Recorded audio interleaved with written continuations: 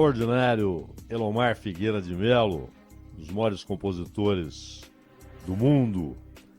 Tem um trecho aqui de uma música chamada Violeiro, né? Em que ele diz: se eu tivesse de viver obrigado, um dia antes desse dia eu morro. Deus fez os homens e os bichos tudo forro, já vem escrito no livro sagrado. Pois para o cantador violeiro só há três coisas nesse mundo vão: amor, furria, viola. Nunca dinheiro. Viola, furria, amor, dinheiro não. É um princípio sábio, né? E já que ele citou a Escritura Sagrada, o próprio apóstolo Paulo fala que o amor ao dinheiro é raiz, não a única, mas é raiz de todo o mal. O amor ao dinheiro, não o dinheiro em si. Mas o fato é que o dinheiro, ele não apenas é um meio de troca inteligente, né? Porque ele substituiu o transporte de mercadorias, às vezes transporte penoso, sujeito que levava um gado para trocar por uma outra mercadoria. E aí, de repente, falou: por que eu vou levar o gado? Por que eu vou levar os camelos, ou os bois, ou os jumentos, ou os carneiros, ou as ovelhas, se eu posso levar um valor correspondente em metal, né? Ouro, prata. E em certo momento, isso era livre. Depois, o dinheiro foi transferido, seu controle, a soberania da sua emissão, do seu valor para o Estado. E claro, o dinheiro tornou-se mercadoria. Houve um tempo, inclusive, que a riqueza de um país era determinada pelas suas reservas de ouro. Em alguns momentos de prata também, mas ouro sempre. Na época dos grandes descobrimentos, né? Espanha e Portugal, assim como a Inglaterra, a França, mas particularmente Espanha e Portugal, conseguiram nas Américas muito ouro. E isso significava riqueza e, portanto, poder comercial e poder político e capacidade de investimento. Só que eles ficaram muito presos a essa ideia.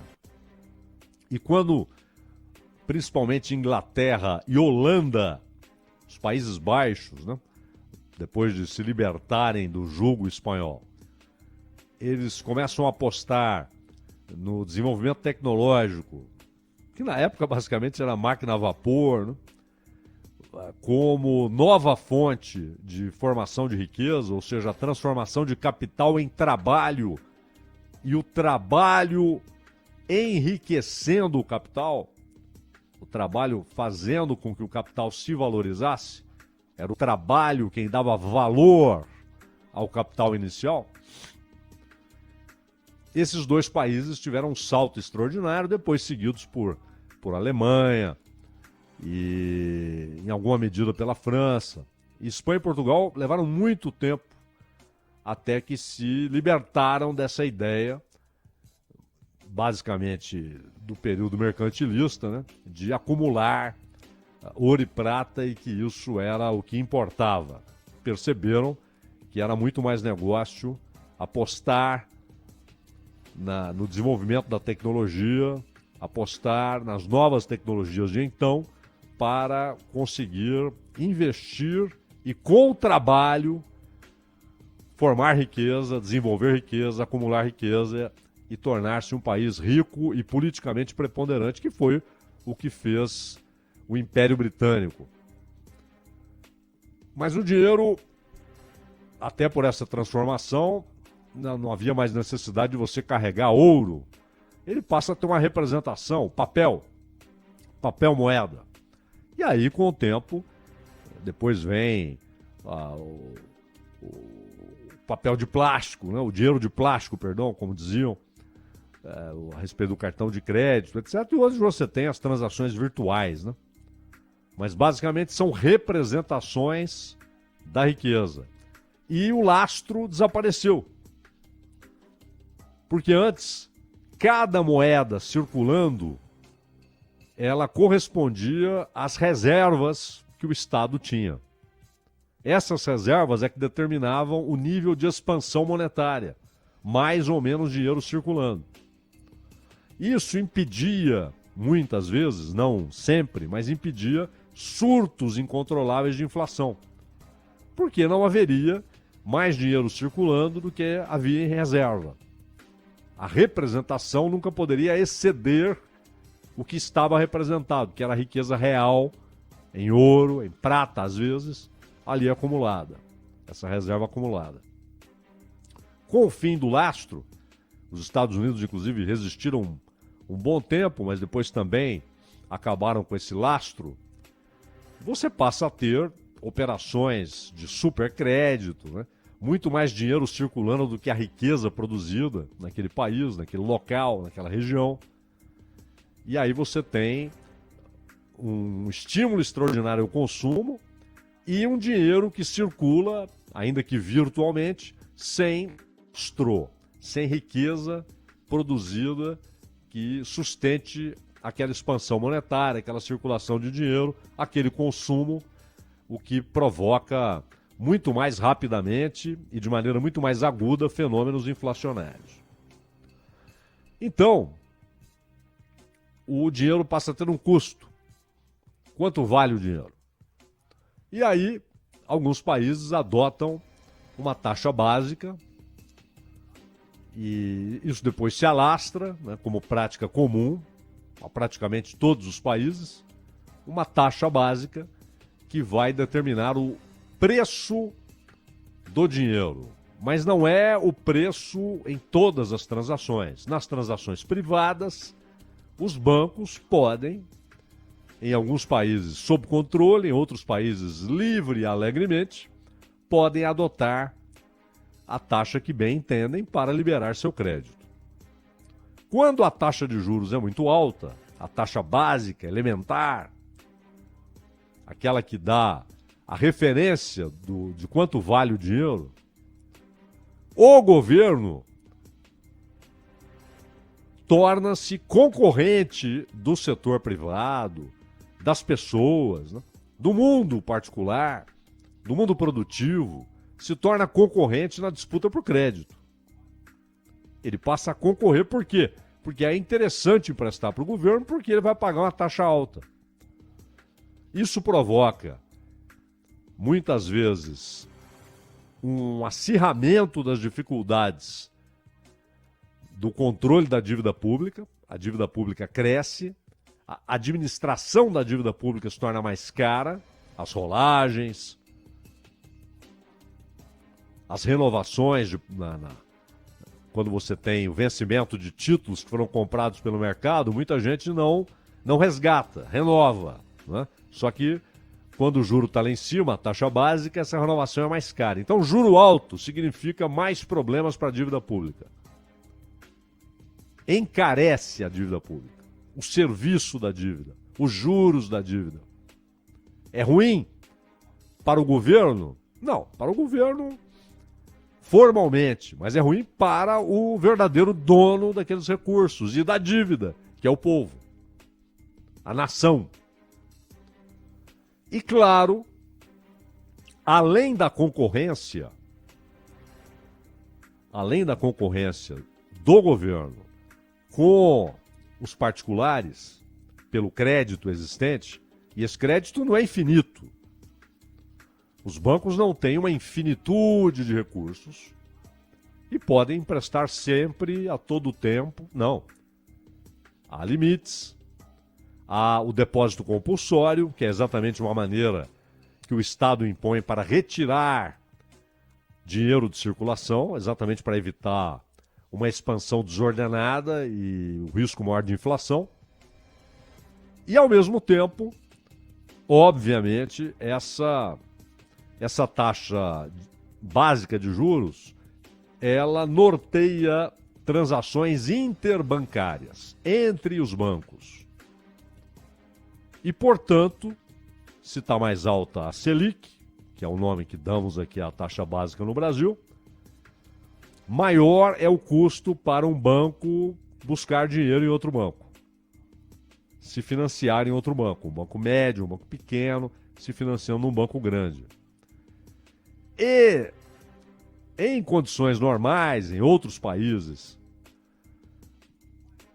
isso encarece o juro cobrado pelos bancos para o particular.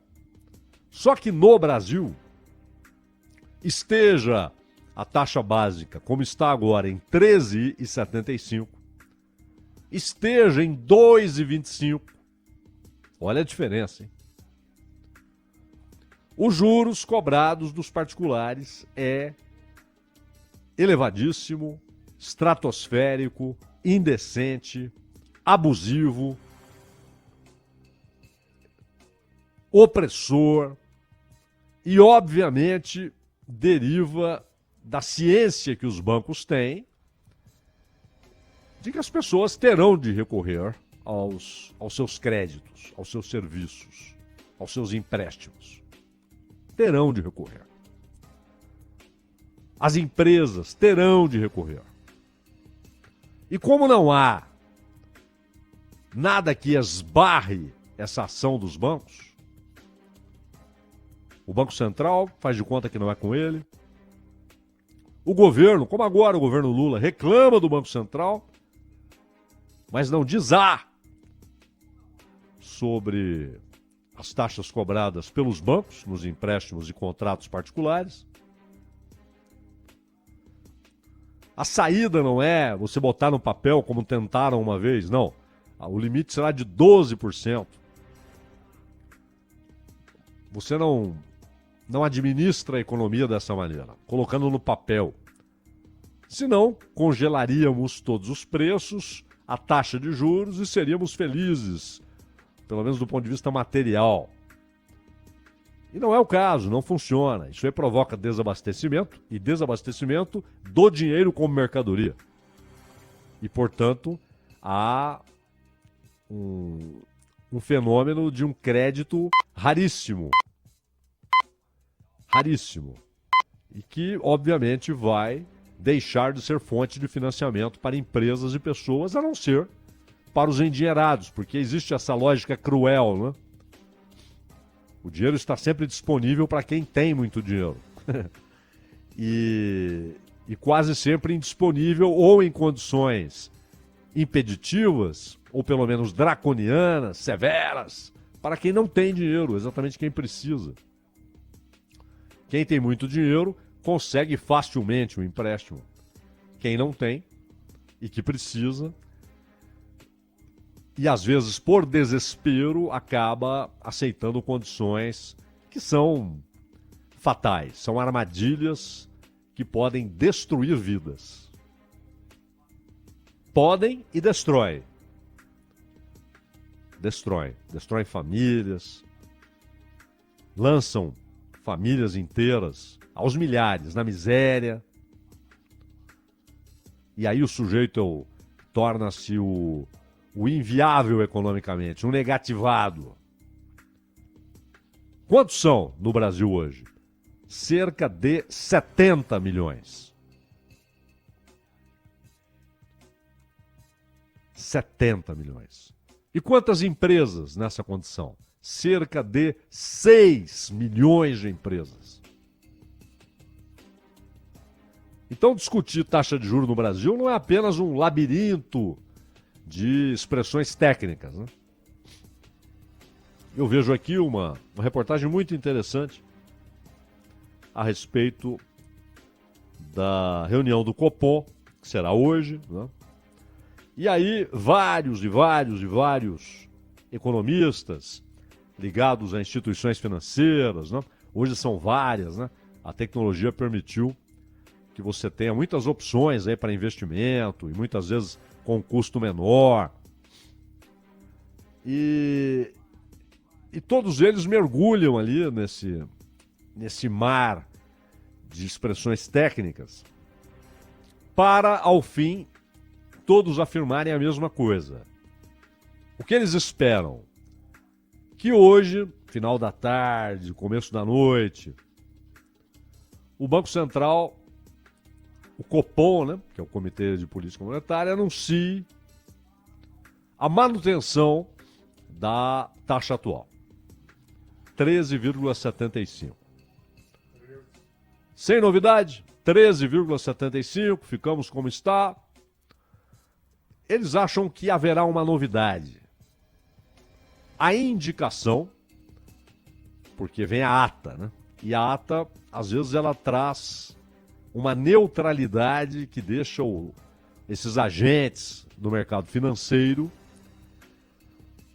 irritadíssimos, porque ela não indica o que vai acontecer na próxima, ou na outra, ou na outra. Em agosto haverá reunião. Mas eles acreditam que a ata da reunião de hoje vai apontar para a redução, o início da redução. Já a partir de agosto. Por que não agora? É que isso pode emitir sinais de que estamos afrouxando. Pode produzir uma expectativa de retomada do crescimento da inflação. Então nós vamos dar o sinal, mas o fato de não reduzirmos agora e só reduzirmos em agosto, talvez, mostra que estamos atentos, alertas, sempre alertas. Qual é a lógica? Bom, inflação começa a subir. Se a causa desse crescimento da inflação é aumento do consumo, aquele troço mais beabá, né? Mais gente querendo a mesma mercadoria, o preço da mercadoria sobe. Mais gente querendo quase todas as mercadorias, o preço geral sobe. Mais gente querendo alugar, o preço do aluguel sobe. Mais gente querendo comprar máquinas, o preço das máquinas sobe. Se essa procura for maior do que a oferta. Olha, há mais gente do que produtos disponíveis para venda. Então, o preço vai subir. Ao contrário, se a oferta é maior do que a procura, se há mais produtos ofertados do que interessados, o preço cai. Isso vale para carro, deveria valer em todas as condições. No Brasil, não tem sido sempre assim. Mas a lógica é essa, vale para carro, para avião, para laranja, para caixa de fósforo, para sorvete, para qualquer coisa. Se a oferta é maior, o preço desce, se a procura é maior, o preço sobe. E aí os juros entram em campo. Opa, consumo excessivo está fazendo com que haja aumento de preços, aumento da inflação. E isso vai provocar efeitos cruéis, é verdade, claro que sim. Porque vai reduzir o poder de compra do trabalhador. Das pessoas em geral, mas principalmente quem vive de salário. Porque quem tem alguma maneira de aumentar a própria remuneração, tenta fazê-lo, às vezes com sucesso. Quem recebe salário não tem jeito. O salário está dado, ele tem o salário. Se os preços sobem, o salário dele vale, em termos reais, cada vez menos. Então é importante combater a inflação. Se, por outro lado, há excesso de oferta, vamos reduzir a taxa de juros. O dinheiro vai ficar mais barato, as pessoas voltam a consumir. Se há mais procura do que oferta, vamos aumentar a taxa de juros, o dinheiro fica mais caro e as pessoas vão reduzir o consumo até que haja equilíbrio de novo entre oferta e procura e deixa de haver pressão inflacionária. Essa é a cartilha. Mas você tem N variáveis, né? Fatores internacionais. De repente, China volta a demandar alucinadamente petróleo. Opa, o preço do barril vai subir, subir, subir. E o Brasil importa óleo diesel, importa gasolina.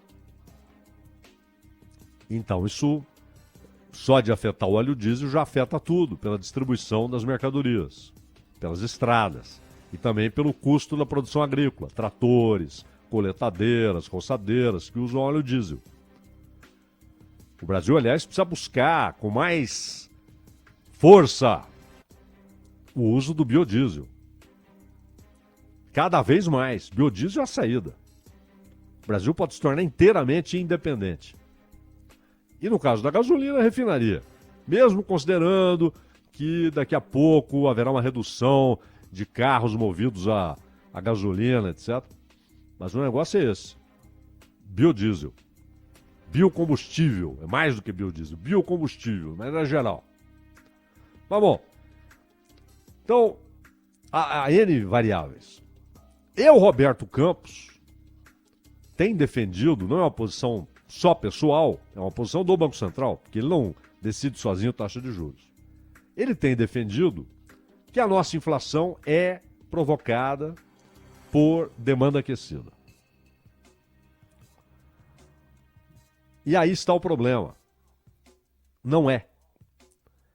E aí vem a outra questão. Quando a inflação não é provocada por excesso de demanda e você eleva a taxa de juros, o resultado é o empobrecimento do país. O dinheiro fica mais caro. Isso, o sujeito que queria um crédito para abrir uma padaria, para abrir uma fábrica de calçados, para abrir uma loja para vender roupas, ou chapéu, ou botina, ou avião, ou carro, o dinheiro está mais caro.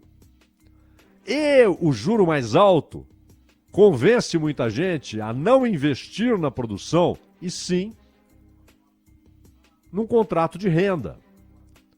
Você coloca o dinheiro lá e tem um rendimento, que não é gigantesco, não se compara a rendimento de banco, mas é um rendimento sossegado e, ao mesmo tempo, sem as preocupações que o trabalho dá, né? Que produzir dá, ainda mais no Brasil, onde produzir significa ser punido pela política tributária, pela falta de infraestrutura, etc. Pelos diversos problemas. E, claro, menos investimento na produção significa menos emprego e o empobrecimento torna-se bola de neve. E tira dinheiro da poupança. Porque a poupança, ela rende muito pouco, porque, na verdade, a poupança é fonte de financiamento para empreendimentos públicos, casas populares, etc. Por isso a poupança remunera pouco, porque o Estado busca recursos na poupança. E a poupança é fundamental em qualquer país. Poupança nacional. E, claro, juros altos levam a retirada de dinheiro da poupança para investimento naquilo que dá mais retorno, e com juro alto. O dólar cai? Claro, porque começa a entrar, não só o dólar, pode ver que o euro, a libra, porque está entrando muito desse dinheiro no Brasil, libra, euro, dólar, iene, yuan, todos eles estão descendo, porque há uma oferta excessiva de gente buscando real para ganhar dinheiro com essa taxa de 13,75. É isso que o Banco Central tem de resolver. Vai dar sinal? Mas é motivo de alegria quando a projeção é de 12,25 ou 12,50 no final do ano, ou de 10, ou quiçá 9 no final de 2024? A comparação é com a inflação. E aí você vê o juro real está subindo. Na verdade, há uma subida, mesmo com a taxa nominal mantida, em termos reais o juro está mais alto, porque a inflação desceu. O que era 8, 9, está em 4. E, quando você olha o cenário, é de controle. Não há nenhum sinal imediato, pode haver, não é? Uma situação internacional que provoque pressão inflacionária. Isso aí não tem, é incontrolável. O Banco Central não controla, o governo não controla, ninguém controla.